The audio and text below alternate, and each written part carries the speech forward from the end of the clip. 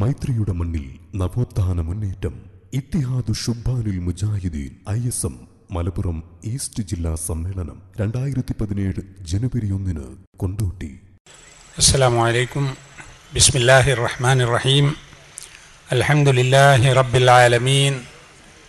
വസ്സലാത്തു വസ്സലാമു അലാ റസൂലിഹിൽ അമീൻ വഅലാ ആലിഹി വസഹ്ബിഹി അജ്മഈൻ. ബഹുമാന്യരായ പണ്ഡിതന്മാരെ, മത സാമൂഹിക സാംസ്കാരിക രംഗത്തെ ശ്രദ്ധേയരായ വ്യക്തിത്വങ്ങളെ, ഈ പ്രദേശത്തെ ഇസ്ലാഹി പ്രസ്ഥാനത്തിൻ്റെ സാരഥികളെ, സ്നേഹം നിറഞ്ഞ സഹോദരി സഹോദരന്മാരെ,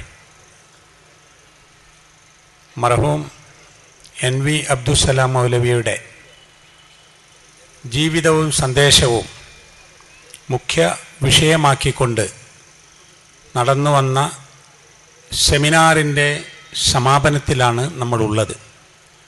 ചരിത്ര പഠനമാണിത്. ഏതൊരു സമൂഹത്തിൻ്റെയും ഭാവി നിശ്ചയിക്കുന്നതിന് ആ സമൂഹത്തിൻ്റെ ചരിത്ര പഠനം അനിവാര്യമാണ്. എവിടെയാണ് എത്തേണ്ടത് എന്ന് മനസ്സിലാക്കണമെങ്കിൽ എവിടെ നിന്നാണ് പോന്നത് എന്നറിയണം. പലപ്പോഴും നടന്നു വന്ന ദൂരത്തെക്കുറിച്ച് ഓർക്കുന്ന പലരും എത്താനുള്ള ദൂരത്തെക്കുറിച്ച് അറിയാറില്ല. അതുപോലെ തന്നെ ലക്ഷ്യങ്ങൾ വലുതാണെങ്കിലും എവിടെ ആയിരുന്നു നമ്മളെന്ന് പലരും പഠിക്കാറില്ല. അതുകൊണ്ട് തന്നെ ഒരു സമൂഹം എന്ന നിലയിൽ ചെറിയ കാലത്തിനിടയിൽ വലിയ ലക്ഷ്യങ്ങൾ പൂർത്തിയാക്കാൻ പല സമൂഹത്തിനും സാധിച്ചിട്ടുമില്ല. ഖുർആനിൽ ഒരുപാട് ചരിത്രങ്ങളുണ്ട്. ആദ്യ മനുഷ്യനായ ആദം അലൈഹിസ്സലാമിൻ്റെ ചരിത്രം മുതൽ, കുറേ പ്രവാചകന്മാരുടെ ചരിത്രം മുതൽ, സത്യാസത്യ വിവേചനത്തിന് വേണ്ടി നടന്ന സംഘർഷങ്ങളുടെ ചരിത്രം മുതൽ, മനുഷ്യ സമൂഹത്തിന് സമാധാനത്തിൻ്റെയും ശാന്തിയുടെയും സന്ദേശം വാരി വിതറിയ മഹത്തുക്കളുടെ ചരിത്രങ്ങൾ വരെ വിശുദ്ധ ഖുർആനിലുണ്ട്.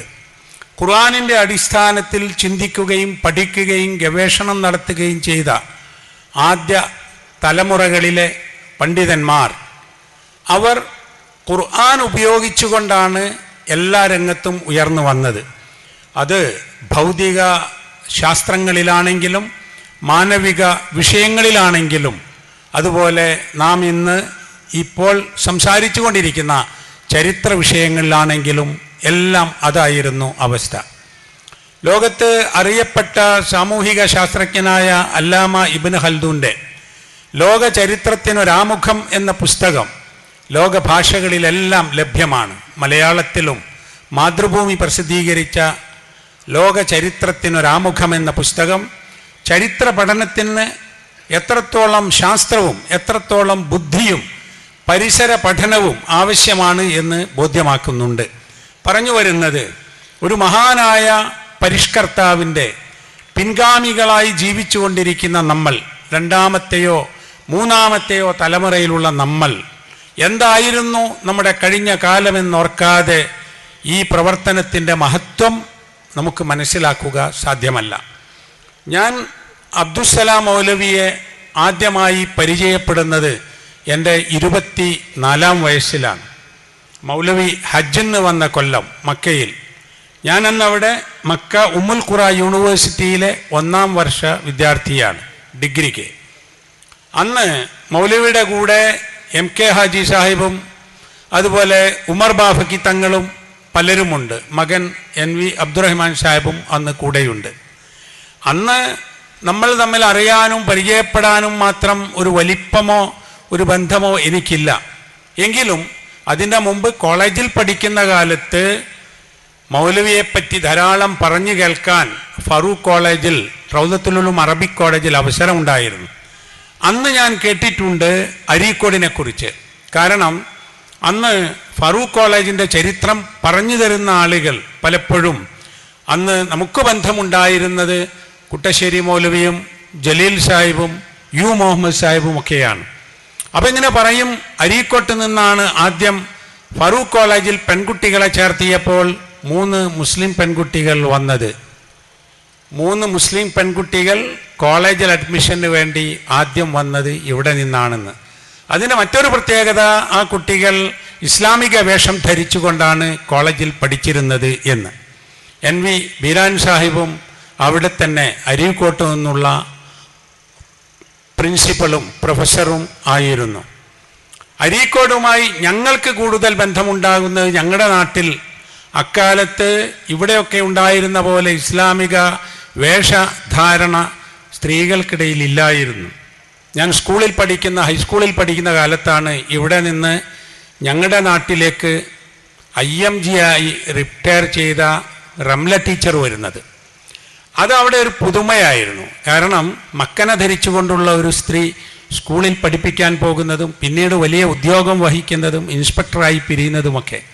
പൊതുവെ ഞങ്ങളുടെയൊക്കെ പ്രദേശങ്ങളിൽ, ഗ്രാമപ്രദേശങ്ങളിൽ അന്ന് അരീക്കോട് ഒരു വലിയ കേന്ദ്രമായി ഞങ്ങൾക്ക് ഇങ്ങനെ ബോധ്യപ്പെട്ടിട്ടുണ്ട്. എൻ്റെയൊക്കെ ചെറുപ്പകാലത്ത് ISM പ്രസിഡൻ്റായ ശേഷം 1985 ഞാൻ എങ്ങനെ ആയിരിക്കണം നമ്മുടെ പ്രസ്ഥാനത്തിൻ്റെ മുന്നോട്ടുള്ള പോക്ക്, യുവത്വം അല്ലെങ്കിൽ നമ്മുടെ ISM ടീം അതെങ്ങനെ കൊണ്ടുപോകണമെന്നതിന് ഒരു ദിശ നിശ്ചയിക്കേണ്ടതുണ്ട് എന്ന് എനിക്ക് തോന്നി. കാരണം നാം മുസ്ലിം സമുദായത്തിലെ പ്രവർത്തകരാണ്, നാം ജീവിക്കുന്നത് ഒരു ബഹുസ്വര സമൂഹത്തിലാണ്. അന്ന് നമ്മുടെ പ്രധാനപ്പെട്ട പരിഷ്കർത്താക്കളായ ചില പണ്ഡിതന്മാരെ ഞാൻ പോയി കണ്ടിരുന്നു. MT അബ്ദുറഹ്മാൻ മൗലവിയെയും KC അബൂബക്കർ മൗലവിയെയും അതുപോലെ NV അബ്ദുസലാം മൗലവിയെയും വയനാട്ടിലെ ഹൈദർ മൗലവിയെയും ഒക്കെ. കാരണം നമ്മൾ കുട്ടിപ്രായമാണല്ലോ, യുവത്വത്തിലാണല്ലോ. അന്ന് ഞാൻ അബ്ദുസലാം മൗലവിയോട് ഒരു ചോദ്യം ചോദിച്ചു. നമ്മൾ മുജാഹിദുകളാണല്ലോ, മുജാഹിദുകളല്ലാത്ത മുസ്ലിങ്ങളെ കുറിച്ച് നമ്മൾ എന്താണ് വിശ്വസിക്കേണ്ടതും പറയേണ്ടതും? കാരണം പല ആളുകൾക്കും പല ശൈലിയും പല രൂപവും പല അവതരണവുമാണല്ലോ. പരസ്പരം കാഫിറുകളാക്കുകയും മതത്തിൽ നിന്ന് പുറത്താക്കുകയും ചെയ്യുന്ന ശീലവും ചിലർക്കൊക്കെ ഉണ്ടല്ലോ. ചില ആളുകൾ പറയും, നിങ്ങളൊക്കെ ആളുകളെ ഇസ്ലാമിലേക്ക് കൊണ്ടുവന്നതിനേക്കാൾ ഏറെ നിങ്ങളെല്ലാവരും കൂടി ആളുകളെ മുഴുവൻ ഇസ്ലാമിൽ നിന്ന് പുറത്താക്കിയിട്ടുണ്ട് എന്ന്. അതൊക്കെ അത്രത്തോളം ശരിയല്ല എന്ന് തോന്നിയത് കൊണ്ടാണ് ഈ ഒരു ചോദ്യവും ചോദിച്ച് ഞാൻ അബ്ദുസലാം മൗലവിയെ കണ്ടത്. അദ്ദേഹം അപ്പോഴേക്കും രോഗിയായിട്ടുണ്ട്, 1985 അപ്പോൾ മൗലവി പറഞ്ഞു, 2 കാരണങ്ങൾ കൊണ്ട് നാം പറയേണ്ടത് മുസ്ലിങ്ങളിൽ മുജാഹിദുകളല്ലാത്ത ആളുകൾ അവരും മുസ്ലിങ്ങളാണ് എന്നാണ്. ചില വിഷയങ്ങളിലൊക്കെ അബദ്ധങ്ങളും തെറ്റുകളും വിവരക്കുറവ് കൊണ്ട് സംഭവിച്ച നമ്മുടെ സുഹൃത്തുക്കളായ മുസ്ലിങ്ങളാണ് അവർ എന്ന്. അന്ന് മുതൽ ഇങ്ങോട്ട് എൻ്റെ ജീവിതത്തിൽ അതൊരാപ്തവാക്യമായി കൊണ്ടു നടക്കാൻ ഞാൻ ശ്രദ്ധിച്ചിട്ടുണ്ട്. മൗലവി പറഞ്ഞു 2 കാരണം. ഒന്ന്, അതാണ് ശരി എന്നതാണ്, അതാണ് ശരി. അഭിപ്രായ വ്യത്യാസങ്ങളും തെറ്റുകളും പോരായ്മകളുമൊക്കെ ഉണ്ടെങ്കിലും അവർ മുസ്ലിങ്ങളാണ് എന്നതാണ് ശരി. രണ്ടാമത്തത്, അത് മാത്രമേ ദഅവത്തിന് ഉപകരിക്കൂ എന്നതാണ്. നിങ്ങളാരും മുസ്ലിങ്ങളല്ല, ഞാൻ മാത്രമാണ് മുസ്ലിം എന്നൊരാൾ പറയാൻ തുടങ്ങിയാൽ സമൂഹത്തിൽ അദ്ദേഹത്തിന് ഒരു അംഗീകാരവും ഉണ്ടാവില്ല. അപ്പം അതാണ് ശരി, അതാണ് ഉപയോഗപ്പെടുന്ന മാർഗം എന്ന്. പിന്നെയാണ് മൗലവിയുമായി ഇടയ്ക്കിടെ പരിചയപ്പെടാനും ഇടയ്ക്കിടെ പരിചയം പുതുക്കാനും പല കാര്യങ്ങളും ചോദിക്കാനും വന്നത്. ഒരിക്കൽ മക്ക ഇമാം കോഴിക്കോട്ട് വന്നപ്പോൾ 1988 പത്രക്കാർ ചോദിച്ചു, അന്ന് പാകിസ്ഥാനിൽ ബേനസീർ ഭൂട്ടോ അന്ന് പ്രസിഡൻ്റായിരുന്ന സന്ദർഭത്തിൽ മുസ്ലിം സ്ത്രീക്ക് രാജ്യത്തിൻ്റെ ഭരണം ഏറ്റെടുക്കാൻ കഴിയുമോ എന്നായിരുന്നു ചോദ്യം. പാടുണ്ടോ എന്ന്. സൗദി അറേബ്യയും പാകിസ്ഥാനും തമ്മിൽ നല്ല ബന്ധമുണ്ടായിരുന്ന അന്ന് ഇമാം പറഞ്ഞു, അത് പാകിസ്ഥാനിലെ ആലിമ്യങ്ങളാണ് അതിന് മറുപടി പറയേണ്ടത്. കാരണം രാജ്യങ്ങൾ തമ്മിലുള്ള ഒരു പോളിസി ബന്ധങ്ങൾ ഉള്ളതാണല്ലോ അത്. അബ്ദുസലാം മൗലവിയോട് ഞാൻ ചോദിച്ചു, ഇത് ഒരു മുസ്ലിം സ്ത്രീക്ക് അധികാരങ്ങളിലേക്ക് എത്താൻ പാടില്ല എന്ന് ലാ യഫ്ലഹു ഖൗമും വല്ലൗ അംറു ഇംറഅത്തൻ എന്ന ഹദീസ് വെച്ചുകൊണ്ട് പലരും പറയുന്നല്ലോ. മൗലവി പറഞ്ഞു, അത് ആയിഷ ബീവിയെ രംഗത്ത് നിന്ന് മാറ്റാൻ ഷിയാക്കൾ ഉണ്ടാക്കിയ ഹദീസായിരിക്കും എന്നാണ് എനിക്ക് തോന്നുന്നത് എന്ന്. അതിൻ്റെ സനദും കാര്യങ്ങളും ഒന്നുമല്ല മൗലവി പറഞ്ഞത്. ആയിഷ ബീവി രാഷ്ട്രീയ രംഗത്ത് ഉയർന്നു വരുന്ന ഒരു സമയത്ത് ഇല്ലാതെയാക്കാൻ വേണ്ടി വിരോധികളായ ഷിയാക്കൾ ഉണ്ടാക്കിയ ഹദീസായിരിക്കും അത് എന്ന് അന്ന് മൗലവി പറഞ്ഞു. പിന്നെ കുറെ കാലം കഴിഞ്ഞ് മുസ്ലിം ലോകത്തുണ്ടായ രാഷ്ട്രീയ പ്രശ്നങ്ങളും കാര്യങ്ങളും ഒക്കെ പറയുന്ന പല ലേഖനങ്ങളിലും അങ്ങനെയുള്ള ചില നിരീക്ഷണങ്ങളും ഞാൻ കണ്ടിട്ടുണ്ട്. ഇന്ന് ഇവിടെ നമ്മൾ വലിയൊരു ആഹ്ലാദത്തിൻ്റെ പശ്ചാത്തലത്തിലാണ് എന്ന് കുഞ്ഞാലിക്കുട്ടി സാഹിബ് പറഞ്ഞല്ലോ. കാരണം വിഘടിച്ചു നിന്നിരുന്ന സമൂഹങ്ങളിൽ ഐക്യത്തിൻ്റെ ശോഭ പകർന്നു വരികയാണ് എന്നത് അത് ഒരു ചെറിയ കാര്യമല്ല. ഒരു 14 വർഷക്കാലം ഒരേ ആദർശത്തിലും വിശ്വാസത്തിലും പ്രവർത്തന രീതിയിലും ആരാധനാ രീതിയിലും പോരുന്ന ആളുകൾ എന്തോ കാരണങ്ങൾ കൊണ്ട് വേർപെട്ടു പോയത്, ആരും പരസ്പരം ശത്രുക്കളായി പരിഗണിക്കാത്തത് കൊണ്ട് അള്ളാഹുവിൻ്റെ തീരുമാനത്താൽ ഒരു പുനരേകീകരണമുണ്ടായി. ഈ പുനർ ഏകീകരണം എന്നത് മുജാഹിദുകളുടെ ഒരു സ്വകാര്യ സന്തോഷമായി ആരും കാണുന്നില്ല. ഞാനിപ്പോൾ ഇവിടെ MC ഇങ്ങോട്ട് വന്നപ്പോൾ എനിക്കൊരു മുത്തം തന്നു. MC പണ്ടും ഞാൻ കണ്ടിട്ട് ഇതുവരെ അദ്ദേഹം എന്നെ പിടിച്ച് ചുംബിച്ചിട്ടൊന്നുമില്ല. എനിക്ക് മനസ്സിലായി അതിൻ്റെ അർത്ഥം എന്താണ് എന്ന്. കഴിഞ്ഞ ആഴ്ച തിരുവനന്തപുരത്ത് പാളയം പള്ളിയിൽ പ്രഭാഷണത്തിന് പോയപ്പോൾ ഞാൻ സാധാരണ അവിടെ പോകുന്നതാണ്. MLA-മാർ, അതുമാതിരി അവിടുത്തെ സ്റ്റാഫ്, സെക്രട്ടേറിയറ്റിൽ ജോലി എല്ലാവരും വന്നിട്ട് നമുക്കൊരു പ്രത്യേക ഒരു സ്പെഷ്യൽ സന്തോഷം അറിയിക്കുകയാണ്. ഇപ്പം നിയമത്തുള്ള എന്നെ പിടിച്ചു കൂട്ടി. ഞാൻ പറഞ്ഞു അങ്ങനെ പിടിക്കല്ലേ, ഒരു ഓപ്പറേഷനൊക്കെ കഴിഞ്ഞ സമയമാണ് എന്ന്. അപ്പം ആളുകൾ ഇപ്പം മദനിയോന് പറഞ്ഞു എന്താ ആളുകൾ നമ്മൾ 20-ാം തീയതി കോഴിക്കോട്ട് എത്തണം, അതിങ്ങനെ ചെയ്യണം എന്നൊക്കെ സർക്കുലറൊക്കെ പോണേ ഉള്ളൂ. ഇപ്പം ഞാൻ അന്വേഷിച്ചു പോകുമ്പോൾ എല്ലായിടത്തിലും ബസ്സൊക്കെ ഏൽപ്പിച്ചു കഴിഞ്ഞു, എല്ലാവരും റെഡി ആയി കഴിഞ്ഞു. അതായത് നിങ്ങളെ മേലെ കാത്തു നിൽക്കാൻ നമ്മൾ തയ്യാറില്ല എന്നൊരു രൂപമാണ്. ഇന്നെനിക്ക് റിയാദിലും ജിദ്ദയിലും ഒക്കെ അവിടുത്തെ ഇസ്ലാഹി സെൻ്ററുകൾ ഒരുമിച്ച് കൂടിയിട്ട് ആലോചന നടത്തുന്ന ഫോട്ടോ വന്നു. അൽഹംദുലില്ലാ 913 ജൂൺ 14 എൻ്റെ ഒരു ഹൃദയവികാരം പ്രകടിപ്പിച്ചുകൊണ്ട് ഞാൻ ചന്ദ്രിക പത്രത്തിലൊരു ലേഖനം എഴുതിയിരുന്നു, മരിക്കുന്നതിന് മുമ്പ് ഒന്നാകുമോ എന്ന്. അതിനൊരു പശ്ചാത്തലം അഹമ്മദ് അലി മദനി മരിച്ച ഒരു സാഹചര്യമായിരുന്നു. അതിനു മുമ്പ് അബ്ദുറഹ്മാൻ അൻസാരി മരിച്ചു.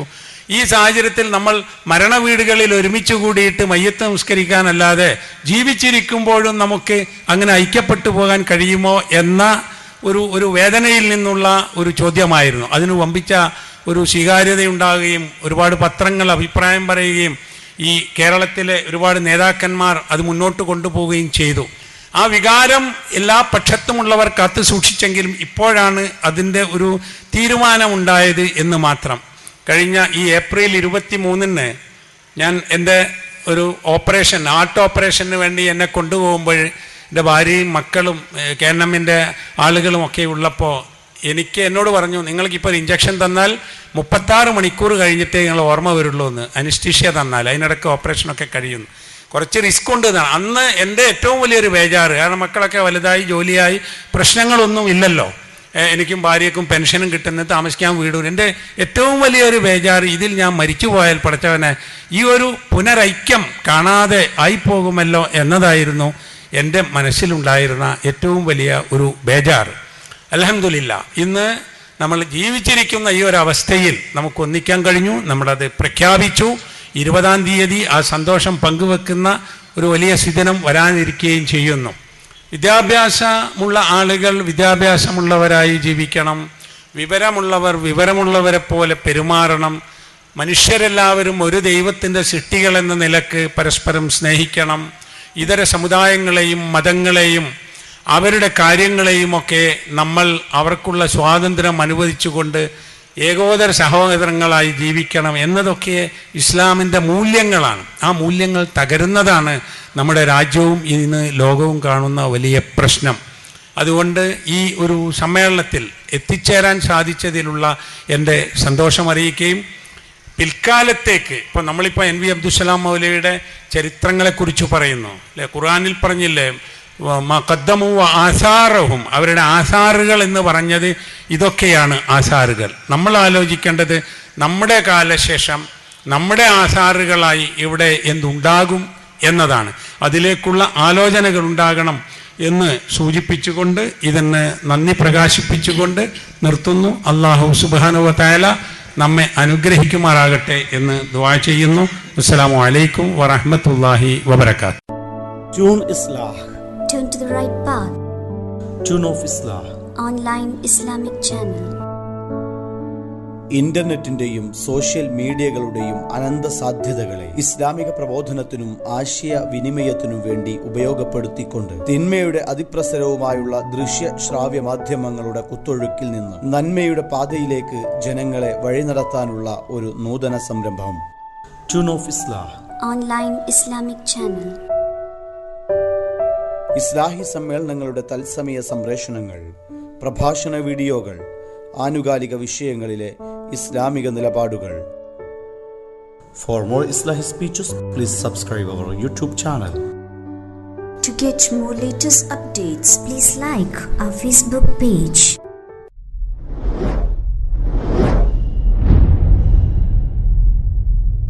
Tune of Islah Online Islamic Channel.